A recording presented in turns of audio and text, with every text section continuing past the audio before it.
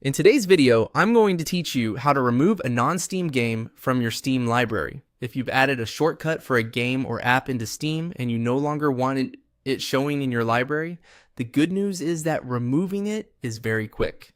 This is useful if your library feels cluttered, if you added the wrong program by mistake, or if you just want to keep things organized. To begin, open Steam and go to your library. This is where all of your Steam games, along with any non-Steam games you've manually added, will appear. Once you're in the library view, look through your list and find the non-Steam game you want to remove. After you've located it, you have two ways to access the removal option. You can either right-click the game directly from the list, or click the gear icon on that game's page if you already have it selected. Both methods take you to the same set of options, so just use whichever one feels more convenient. From there, choose Manage, and then select Remove Non-Steam Game from your library.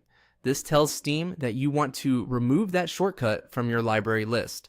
A confirmation prompt may appear, and if it does, go ahead and confirm the removal.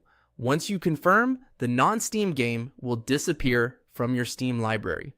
That means it will no longer show alongside your other titles, and your library will look a little cleaner right away. There is one important thing to understand here. This action only removes the shortcut from Steam. It does not uninstall the actual game from your computer, and it does not delete any files. So if you were expecting this to completely remove the game itself, you'll need to take one more step outside of Steam. If you want to fully uninstall the game, you'll need to do that through the method used to install it in the first place.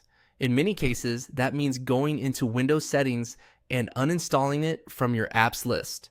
In other cases, the game may have its own launcher or uninstaller, and if it was installed manually, you may need to remove the files yourself. So, to recap in a simple way, Steam only removes the library entry, not the actual program. That distinction is helpful to remember, so you don't accidentally think the game is gone when it's still installed on your device. And that's all it takes to remove a non-Steam game from your Steam library.